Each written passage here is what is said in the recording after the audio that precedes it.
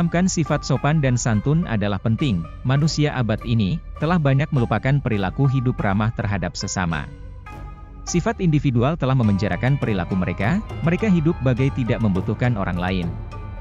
Sopan dan santun terhadap orang tua merupakan realisasi bahwa kita menghormatinya.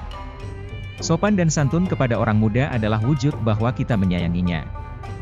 Dunia yang luas ini saja masih menyimpan beribu-ribu kekurangan, apalagi kita sebagai manusia biasa.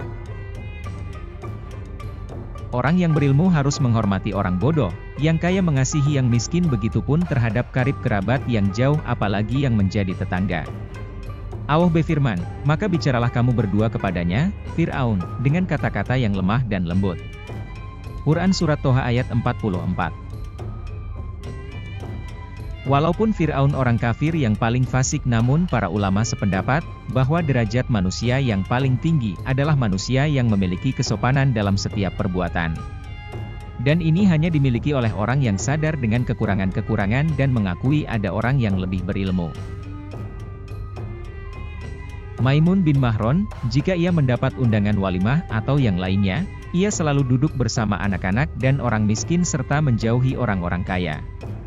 Said bin Amir berkata, barang siapa memfitnah seseorang maka ia akan mendapat laknat dari malaikat. Ali bin Abi Thalib berkata, orang yang paling mengetahui Allah adalah mereka yang menghormati para pengucap la ilaha illallah.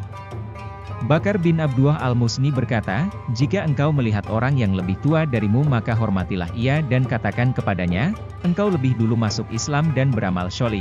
Dan jika engkau melihat orang yang lebih muda darimu maka hormatilah ia dan katakanlah pada dirimu, aku lebih dulu berbuat dosa. Dan jika orang-orang menghormatimu maka katakanlah, ini adalah karunia Allah kepadaku dan aku tidak berhak mendapatkannya. Jika orang-orang merendahkanmu katakanlah, ini adalah dosa akibat perbuatan yang aku lakukan. Muhammad bin Wasi berkata, seorang hamba tidak akan mencapai posisi ihsan sampai ia berbuat baik kepada siapa saja yang bersamanya walaupun hanya sesaat. Jika ia menjual seekor kambing ia berwasiat kepada pembelinya dan berkata, kita adalah manusia yang terikat dengan persahabatan. Hatim al-Asyam berkata, kemuliaan akhlak seseorang terdapat dalam 3 perkara, yaitu, menghormati akhlak saudara, merahasiakan kejelekannya dan menanggung penderitaannya. Yahya bin Muad berkata, seburuk-buruk umat adalah pemuja manusia di saat ia berharta dan merendahkannya ketika ia miskin.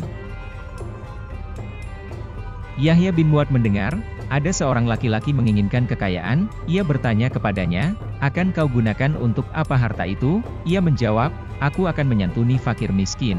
Ia berkata, biarkanlah mereka, Allah telah menanggung hidupnya, jika engkau yang menanggungnya pasti engkau akan memperbudaknya. Ia juga berkata, salah satu bentuk penghormatanmu pada saudaramu adalah jika ada keluarganya yang meninggal di negara orang, pergilah ke sana untuk bertaksiah. Abu Muawiyah al-Aswad pernah pergi ke Makkah untuk bertaksiah kepada Al-Fadil ketika anaknya, Ali meninggal dunia, padahal ia belum pernah pergi ke Makkah. Abu Bakar As-Siddiq berkata, barang siapa ingin dilindungi Allah dari api neraka jahanam, maka jadilah penyayang dan lembutkan hati kepada orang mukmin. Pada suatu malam Muhammad bin Al-Munkadir diminta ibunya untuk memijit kakinya, ia pijit kaki ibunya sampai pagi sebab perbuatan itu lebih utama daripada sholat. Kahmas bin Al-Hasan berkata, ketika usia ibuku telah lanjut, aku membantu mengurus keperluannya. Lalu aku mengirim surat kepada Sulaiman bin Ali di Basroh, ia memberikan saran agar aku mencari pembantu untuk mengurusnya. Aku tidak menghiraukan dan aku katakan kepadanya, sewaktu kecil, ibuku tidak rela aku dirawat orang lain, maka aku juga tidak rela bila ada orang lain merawatnya. Allah berfirman, maka janganlah sekali-kali engkau katakan pada keduanya Quran Surat Al-Isra, ayat 23, menurut Al-Hasan Al-Basri, jika keduanya sudah tua, dan menyuruh anaknya membersihkan kotorannya, maka kita tidak boleh mengucapkan, apalagi membentak dan menghardik menolak. Wahai saudaraku, berlaku sopanlah kalian kepada semua saudaramu yang muslim terutama para fakir dan miskin.